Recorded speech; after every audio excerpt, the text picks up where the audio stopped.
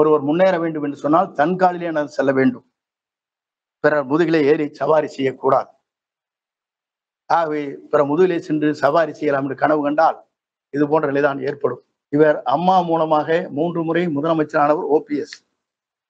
ஆனால் இவரை பொறுத்தவரை கொல்லப்புற வழியாக முதலமைச்சரான என்பது நாடறிந்த ஒன்று. அனைத்து பத்திரிகை நண்பர்கள், தொலைக்காட்சி நண்பர்கள், உங்கள் அத்தனை பேருக்கும் என்னுடைய முதற்கண் வணக்கத்தை தெரிவித்துக் கொள்கிறேன். இன்று அறிவியல் மேதை வி.சி. ராமன் அவருடைய பிறந்த நாள். அவர் உலகத்திற்கே வழிகாட்டியாக 1930 நோபல் பரிசு பெற்றார். இது இந்தியாவிற்கே ஒரு வரலாறு படைக்கப்பட்ட தினமாக இந்த தினம், எல்லோரும் போற்றப்படுகிற தினமாக இந்த தினம் திகழ்ந்து கொண்டிருக்கிறது. அறிவியல் மேதைக்கே நோபல் பரிசு கிடைத்ததும் ஒரு காலம். இதற்கு முன்னால் நான் சொல்லியிருக்கிறேன், நோபல் பரிசு யாருக்கு வழங்க வேண்டும் என்று புரிந்து கொள்வீர்கள். எங்களை பொறுத்தவரையிலும் இன்று பத்திரிகை நண்பர்களை சந்திப்பதற்கு காரணமே, நான் பத்திரிகையின் மூலமாக அனைத்து இந்திய அண்ணா திராவிட முன்னேற்ற கழகம் மீண்டும் வெற்றி பெற வேண்டும், பிரிந்தவர்கள் ஒன்று சேர்க்கப்பட வேண்டும் மற்றும் தங்களுடைய பல பேர் அமைதியாக இருக்கின்றவர்கள் இணைக்கப்பட வேண்டும். அப்படி வருகிற போதுதான் புரட்சித் தலைவர் அம்மாவுடைய கனவை மீண்டும் தமிழகத்திலே உருவாக்குவதற்கு அது ஏதுவாக இருக்கும் என்று கருத்துக்களை நான் வெளியிட்டேன். அதற்கு பிறகு என்னை கழக பொறுப்பிலிருந்து விலக்கப்பட்டது. ஆனால் புரட்சித் தலைவர் அம்மா காலத்தில் 2009 இன்றைய பொதுச் செயலாளரையே கழகத்தில் அனைத்து பணிகளும் விளக்கினார்கள். அதே போல 2012 அம்மாவில் ஆட்சியில் இருக்கிற போது என்னையும் கழக பணியிலிருந்து விளக்கினார்கள். ஆனால் அதற்கு பிறகு அம்மா அவர்கள் நம்மை சுற்றி இருக்கின்ற யாரையும் விளக்கவில்லை, அவர்களை அரவணைத்து சென்ற வரலாறுகள் இருக்கிறது. இன்றைக்கு அந்த நிலை இல்லை. யார் நம்மிடத்திலே பேசினாலும் கூட உடனடியாக நடவடிக்கை எடுக்கின்ற நிலை. இது இயக்கத்தை பலவீனப்படுத்துவது மட்டுமல்ல, தன்னை சுற்றி இருக்கின்றவர்களை பலவீனப்படுத்துகிற போது அது யார் செய்கிறார்களோ அவரும் பலவீனம் அடைகிறார்கள். இதுதான் வரலாறு. நான் கூறியது அன்றைக்கு தெளிவாக பத்திரிகை நண்பர்களுக்கு சொல்லியது, கருணாகர் என்ற சட்டமன்ற உறுப்பினர் பல்லாவரத்தை சார்ந்தவர், திராவிட முன்னேற்ற கழகத்தை சார்ந்தவர். அவருடைய மருமகள் அங்கே இருக்கின்ற பணியாற்றுகின்ற பணியாளருக்கும் ஏற்பட்ட நிலையை தமிழ்நாடு முழுவதும் ஆர்ப்பாட்டத்தை நாம் நடத்தினோம். அதற்கு பிறகு நாம் என்ன சொன்னோம் என்று சொன்னால், இதற்கு சிபிஐ விசாரணை தேவை என்று வலியுறுத்தினோம். எதற்கெல்லாம் சிபிஐ விசாரணை வேண்டும் என்று நாம் வலியுறுத்தி கொண்டிருக்கிற போது, கொடநாட்டிலே நடைபெற்ற கொலைகளை பற்றி இதுவரையிலும் குரல் கொடுக்கப்பட்டிருக்கிறதா? எதற்கெடுத்தாலும் சிபிஐ, எதற்கெடுத்தாலும் சிபிஐ. ஆனால் நம்மை வாழ வைத்த, அங்கே வாழ்ந்து கொண்டிருந்த புரட்சித் தலைவி அம்மாவுடைய அந்த கொடநாட்டில் ஏற்பட்டிருக்கிற கொள்ளைக்கு ஒரு நாளாவது சிபிஐ விசாரணை வேண்டும் என்று குரல் கொடுக்கப்பட்டிருக்கிறதா என்பதை நான் தெரிந்து கொள்ள விரும்புகிறேன். ஏனென்று சொன்னால், பி டீம் என்று என்னை பற்றி சொன்னார்கள். யார் பிடிஎமாக இருக்கிறார் என்பது இதன் மூலமாக நீங்கள் புரிந்து கொள்ள வேண்டும். அது மட்டுமல்ல, 3 முறை அம்மா இருக்கின்ற போதும் அம்மா மறைவுக்கு பிறகும் ஓபிஎஸ்ஐ மட்டும்தான் முதலமைச்சராக அருகிலே அமர்த்தினார்கள். ஏன் உங்களை அமர்த்தவில்லை முதலமைச்சராக என்ற கேள்வி நான் இங்கே கேட்க விரும்புகிறேன். ஏனென்று சொன்னால், நான் முதலமைச்சர் ஆனதற்கு பிறகுதான் இவருக்கு அமைச்சரவை இடம் தந்தேன் என்று சொன்னார்கள். எங்களை போன்றவர் இவரை முன்மொழியவில்லை என்று சொன்னால் இவர் முதலமைச்சரே ஆயிருக்க முடியாது. இவர் அம்மா மூலமாக 3 முறை முதலமைச்சரானவர் ஓபிஎஸ். ஆனால் இவரை பொறுத்தவரை கொல்லப்புற வழியாக முதலமைச்சரான என்பது நாடறிந்த ஒன்று. நான் எதற்காக சொல்கிறேன் சொன்னால், இன்று என்னை கொச்சைப்படுத்துவதற்கு நான் தான் அவருக்கு அமைச்சரவை இடம் தந்தேன் என்று சொல்வது வேதனை அளிக்கக்கூடிய ஒன்றாக இருக்கிறது. கடந்த காலத்தை நான் சொல்ல விரும்பவில்லை, அது சொல்வதும் சரியாக இருக்காது.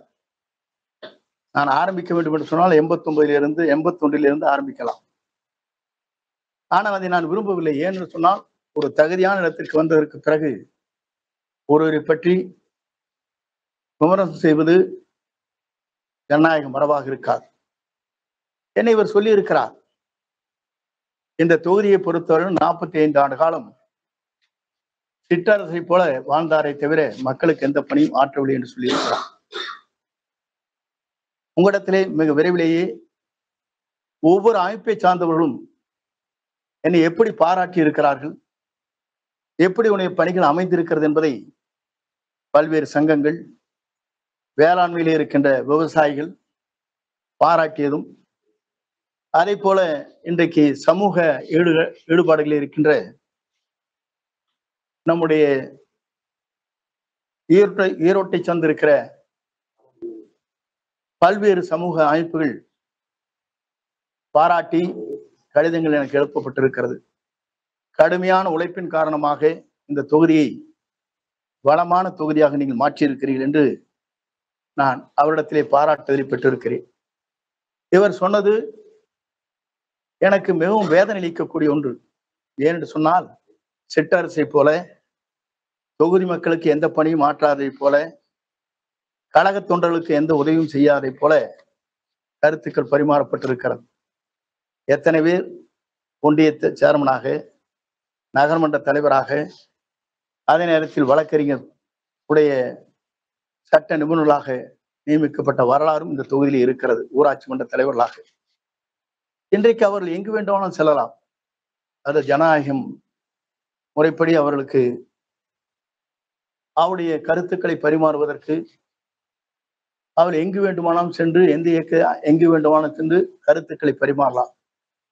ஆனால் குறை சொல்வதற்கு முன்னால் இவர் என்ன செய்தார் என்று சொன்னால், இவருடைய மாமன் அவருடைய இறுதிச் சடங்குக்காக கோபிச்செட்டிப்பாளையம் வருகிற போது முடித்ததற்கு பிறகு நம்முடைய நெடுஞ்சாலை பயணி விடுதியில் குளித்து விட்டு எங்களிடத்திலே சொன்ன ஒரே வார்த்தை, அப்போது 5 பேர்கள் அங்கே இருந்தால் இப்போதும் அவர்கள் இருக்கிறார்.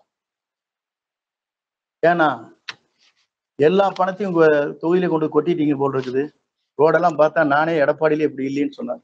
எப்படி இந்த வார்த்தை இங்கே சொல்லப்பட்டிருக்கிறது இல்லை என்று சொல்ல மறுக்க முடியாது. அந்தியூருடைய அவர் சொந்த மாமன் இறுதிச் சடங்கு நடைபெற்றது கோபிச்செட்டிப்பாளையத்தில். நான் எதற்காக சொல்லி, அன்றைய ஒரு நிலை இன்றைய ஒரு நிலை என்பது வேதனை அளிக்கக்கூடிய ஒன்றாக இருக்கிறது. அது மட்டுமல்ல, நாடாளுமன்ற தேர்தலில் நீங்கள் பார்த்திருக்கக்கூடும், எந்த நமக்காக உதவி செய்தார்களோ, எந்த காலகட்டத்தில் நமக்காக வழிவகை செய்தார்களோ அவரெல்லாம் மறந்து அவர்களுக்கு நிற்பதற்கு அனுமதி வழங்காமல் புதிதாக வேறு கட்சியில் இருந்தவர்கள் பணம் செலவு செய்தால் போதும் என்று அவர்களுக்கு நாடாளுமன்ற நிற்பதற்கு அனுமதி வழங்கியவர் யார்? இதையெல்லாம் மக்கள் இன்றைக்கு கூர்ந்து கவனித்துக் கொண்டிருக்கிறார் என்பதை நீங்கள் மறந்துவிடக் கூடாது. நான் எதற்காக இதை சொல்கிறேன் சொன்னால், முதலே இவர் முதலமைச்சர் ஆவதற்கு வழிவகை செய்தவர் அன்றைய பொதுச் செயலாளர் சசிகலா அவர்கள். அவரை பற்றி கொச்சையாக பேசினார். நாங்கெல்லாம் அவரிடத்திலே சொன்னோம், அரசியல் நாகரிகம் என்பது நம்மை வளர்த்தவர்களே வளர்த்த மாறதை போல பேசக்கூடாது என்று சொல்லி இருக்கிறேன். அது மட்டுமல்ல, அடுத்ததாக 18 பேருக்கு நமக்கு தேவைப்பட்டது. டிடிவியுடைய அந்த 18 சட்டமன்ற உறுப்பினர் நமக்கு உறுதுணையாக இருந்த காரணத்தின் அடிப்படையிலே தான் 122 பேர்கள் இன்று சட்டமன்ற பேரவையினுடைய தலைவர் முன்னால் ஒருமனதாக இவரை கொண்டு வருவதற்கு முயற்சிகள் மேற்கொண்டு அந்த பணிகள் நிறைவேற்றப்பட்டது. அதற்கு பிறகு டிடிவியுடைய 18 பேர்களையும் கழகத்திலிருந்து சட்டமன்ற உறுப்பினர் பதவியிலிருந்து நீக்கப்பட்டார்கள். அதற்கு பிறகு ஆட்சியை நடத்துவதற்கு தடுமாறி கொண்டிருக்கிற போது தர்மயுத்தத்தை நடத்தி கொண்டிருக்கிற ஓபிஎஸ் அவர்களை அழைத்து வந்து, நீங்கள் 11 பேரும் எங்களுக்கு ஆதரவு தாருங்கள், நீங்கள் ஒருங்கிணைப்பாளர், நான் இணை ஒருங்கிணைப்பாளர், நான் முதலமைச்சர், நீங்கள் துணை முதலமைச்சர் என்று சொல்லி அவரையும் அந்த நிலைக்கு கொண்டு சென்று காலம் கடந்ததற்கு பிறகு அவரையும் வெளியேற்றினார்.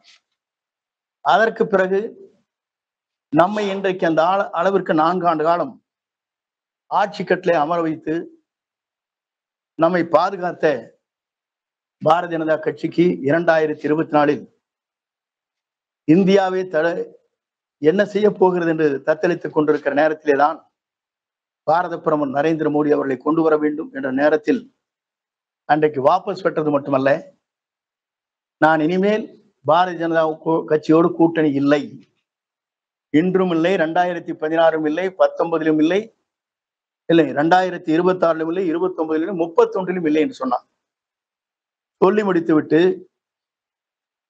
எந்த இயக்கம் இன்றைக்கு தமிழகத்திலே தடை செய்யப்பட்டிருக்கிற அந்த இயக்கத்திற்கு சென்று மதிலை தொப்பியை போட்டுக் கொண்டு உரையாற்றினார். இதெல்லாம் நாடறிந்த ஒன்று.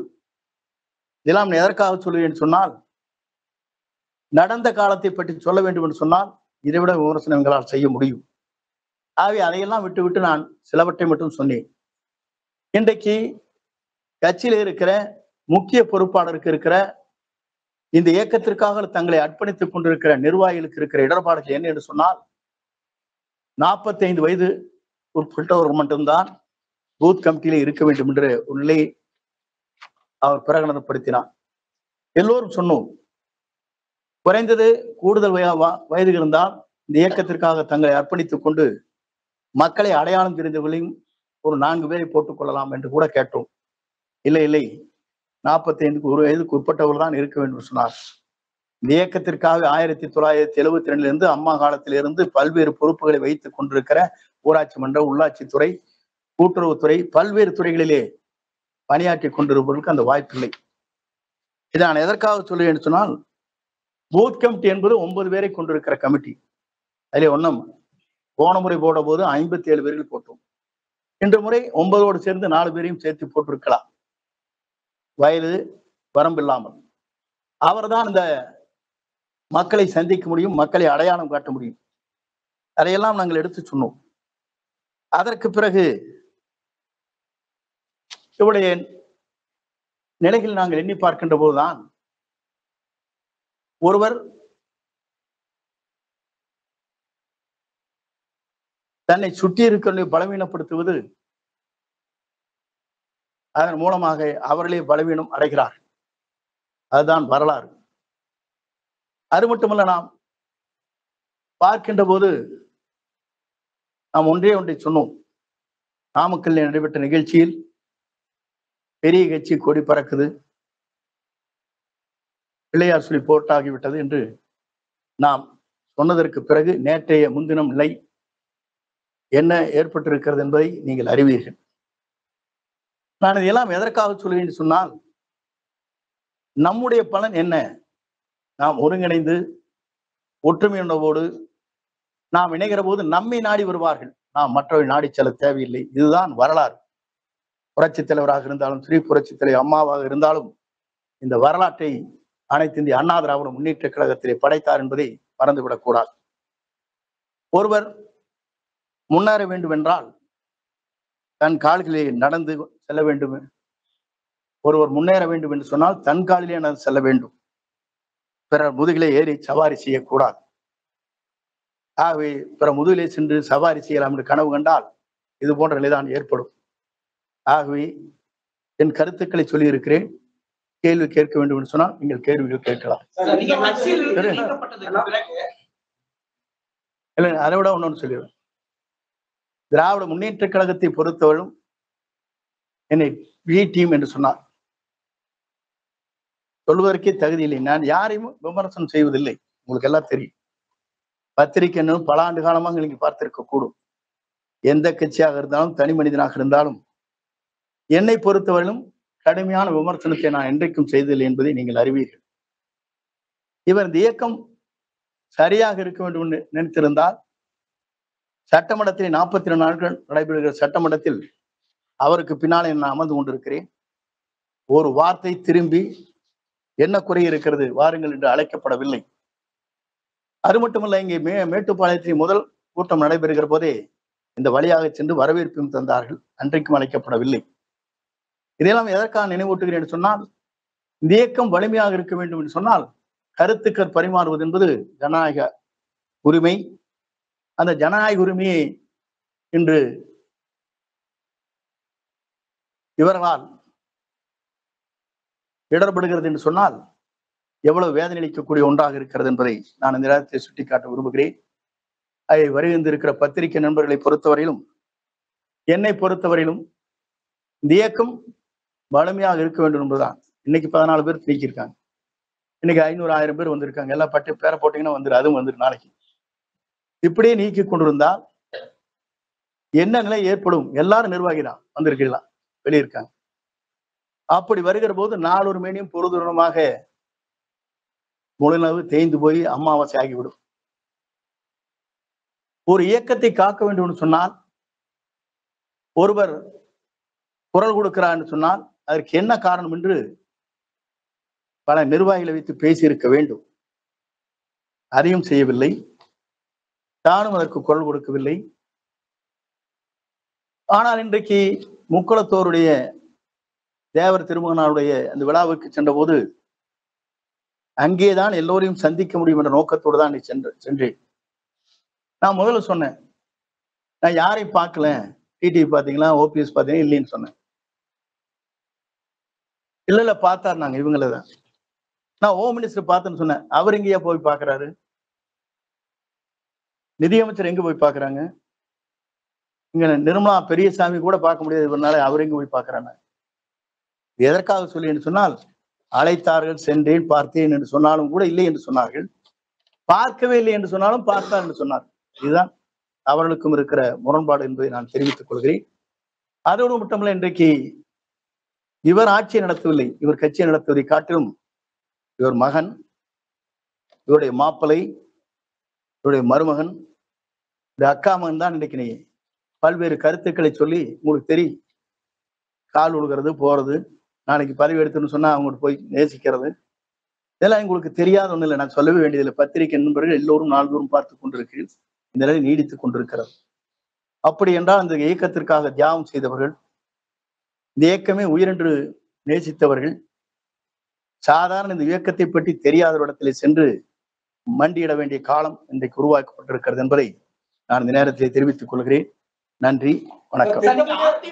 நீக்கப்பட்ட பிறகுதான் இந்த அதிமுக வாரிசு அரசியல் இருக்குது அப்படின்னு நீங்க கட்சி இருக்கும் போது இந்த வாரிசு அரசியல் நீங்க ஏன் சொல்லுங்க? அன்னைக்கு சொல்லியிருந்தா அன்னைக்கு நீக்கிருப்போம். சரி, அப்படி என்றால் ஓபிஎஸ் உங்களுடைய தலைமை அலுவலகத்தை அடிச்சு உடைக்கிறாரு, பொதுக்குழுல அவர் நீக்கப்படுறாரு. அதுக்கப்புறம் நீங்களே தான் வெளியில வந்து செய்தியாளர் சந்திப்புல என்ன சொல்றீங்கன்னா அவர் செய்தது தவறு அப்படின்னு நீங்க சொல்றீங்க. ஆனா இப்ப அவர் செய்தது தவறு இல்ல அப்படின்னு சொல்றீங்க. இல்ல நான் அதற்குள்ளே போக விரும்பவில்லை. நான் சொல்லி நீங்க சொன்ன கேள்வி பதில் சொல்ல கொடுங்க ப்ளீஸ். இருங்க, நீங்க சேர்க்கறீங்களா எனக்கு தெரியுங்க. தயவுசெய்து ஒரு நிமிஷம் ஒவ்வொருத்தரை கேளுங்க, உணர்ச்சி வசப்படாதீங்க. அந்த பொறுமையை சொல்லணுட்டேன். இவர் கேட்ட கேள்வி எந்த அன்னைக்கு நான் சொன்னேன்? அவர் உள்ள பொதுக்குழு நான் சொல்லியிருக்கேன்னா?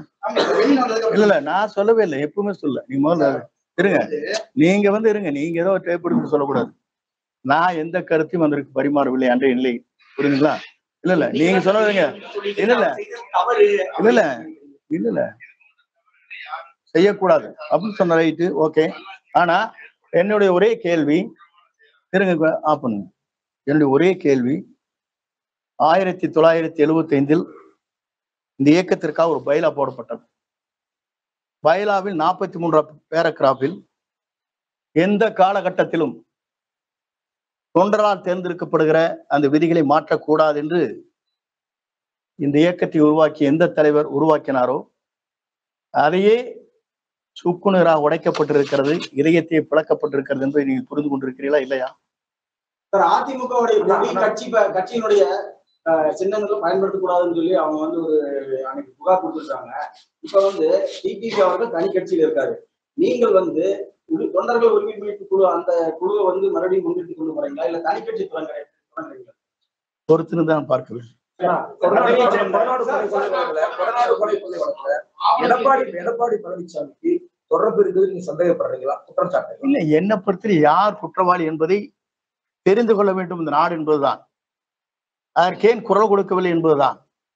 எல்லாம் சாதாரண ஒரு பெண் வீட்டு வேலை செய்கிற அந்த பெண்ணுக்கு கொடுக்கிற சிபிஐ வேண்டும் என்று குரல் கொடுக்கிறாரே, நம்மை காப்பாற்றி நம்மளை அடையாளம் காட்டி இவ்வளவு வளர்ச்சி உருவாக்கி இருக்கிற அம்மா வளர்ந்த இந்த இடத்தில் இது போன்ற நிலை ஏற்பட்டிருக்கிறதே, இதற்காக ஏன் சிபிஐ வேண்டும் என்று கேட்கவில்லை என்பதுதான் என்னுடைய கேள்வி. அதெல்லாம் நான் என்னைக்கும் சொன்னவே இல்லையே. அவர் சொல்றதுல அவர்கிட்ட கேட்கணும். இல்ல இல்லைங்க, இல்ல நான் சொல்றது அவர்கிட்ட கேட்க வேண்டிய கேள்வி எங்கிட்ட கேட்கணும். இல்ல இல்ல இருங்க, அவர் இல்ல ஒவ்வொருத்தரும் ஒரு கருத்து சொல்லுவாங்க. இல்ல இல்ல நான் இல்ல இல்ல இல்ல இல்ல நான் அந்த கருத்துக்குள்ளேயே போக மாட்டேன். நீங்க ஒண்ணு கேட்பீங்க, ஆவணம் இருந்து கேட்பீங்க, நகை இருந்துன்னு கேட்பீங்க, அதுக்குள்ள என்ன வேற இருந்துன்னு கேட்பீங்க. இதுக்கெல்லாம் நான் பதில் சொல்ல முடியாது. என்ன இருங்க, என்னை பொறுத்தவரையிலும் என்னுடைய கருத்துக்கள் மட்டும்தான் சொல்ல முடியும். ஜனநாயக ரீதியாக ஒவ்வொருவரும் ஒரு கருத்துக்கள் சொல்வதற்கு நீங்கள் கேள்வி கேட்க இயலாது. அதற்கு என்னால் பதில் சொல்ல முடியாது. இல்ல இல்லை, என்னை பொறுத்தவரையிலும் நாங்கள் 6 பேர் சென்றோம். பிஜேபி இணைக்கப்பட வேண்டும் சொன்னோம். வெளியேற்றவில்லை, மீண்டும் நம் கழகத்தில் இணைக்கப்பட வேண்டும் சொல்லி அங்கே என்ன நடைபெற்றது என்பது நான் வெளியே சொல்ல விரும்பவில்லை. ஆனால் அந்த அளவிற்கு வேகமான சொற்கள் அங்கே ஏற்பட்டது என்பதும் நாடறியும். ஆனால் என்னை பொறுத்தவரையிலும் என்னை அழைத்தவர்கள் பிஜேபி தான். அழைத்து இரு இயக்கங்களையும் ஒன்று இணைக்கப்பட வேண்டும் என்று கூறியதும் அவர்கள்தான். நானும் அதையே தான் சொன்னேன். இயக்கம் ஒன்றிணைக்கப்பட வேண்டும். உங்களை விட்டால் எங்களுக்கு வேறு வழி இல்லை, எங்களை விட்டால் உங்களுக்கும் மாற்று இல்லை. ஆகவே எங்களை தமிழ்நாட்டுடைய அரியணையை அமர்த்துவதற்கு நீங்கள் தயாராக இருக்க வேண்டும். 2029 உங்களுக்கு உங்கள் தேவைகளை பூர்த்தி செய்வதற்கு மேலே இருக்கிற உயர்மட்டத்தை சார்ந்தவரோடு கலந்து பேசி அந்த முடிவுகளை மேற்கொள்ளலாம் என்றுதான் சொன்னேனே தவிர என்னை வைத்துக் கொண்டு பிரிவினை நாடுவதற்காக அவர்கள் என்றைக்கும் அந்த வார்த்தையை சொல்லவில்லை.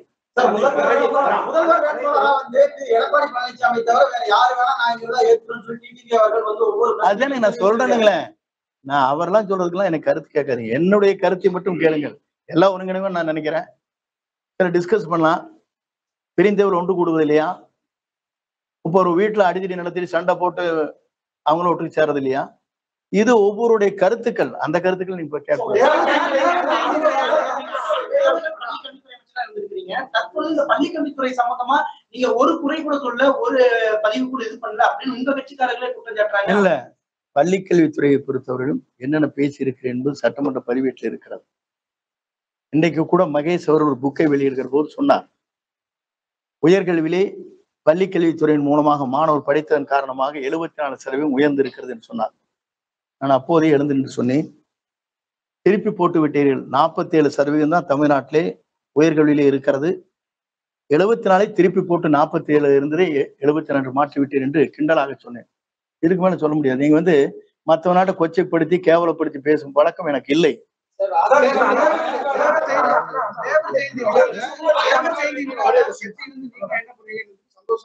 இல்ல அதுக்கு இல்லைங்க, அன்னைக்கு சும்மா ஒரு செகண்ட் சொன்னதெல்லாம் வச்சுட்டு கேட்கக்கூடாது. நீங்க தயவு செஞ்சு, நீங்க நல்லா கேட்பேன்னு எனக்கு தெரியும். தயவு செஞ்சு இருங்க, நான் சொல்லிடுறேன். அதுக்கு பிறகு மனம் வேதனை அடைகிறேன். கேட்டாங்களே 5-6 பேர் வந்து சும்மா வர கேட்டதெல்லாம் சொல்லிட்டு இருக்க கூடாது. அவங்க 2 போட்டா நான் சொல்லிட்டு இருக்க கூடாது. மன வேதனை அடைகிறேன், வருத்தப்படுகிறேன். இது போன்ற நிகழ்வு என்பது என் வாழ்வில் இது போன்ற நிகழ்வு ஏற்பட்டிருப்பது என்பது என்னால் வேதனை அளித்துக் கொண்டே இருக்கிறது என்று சொன்னேன். அதற்கு பிறகு இரவு முழுவதும் நான் தூங்கவில்லை என்று சொன்னேன். அதெல்லாம் கேளுங்களேன்.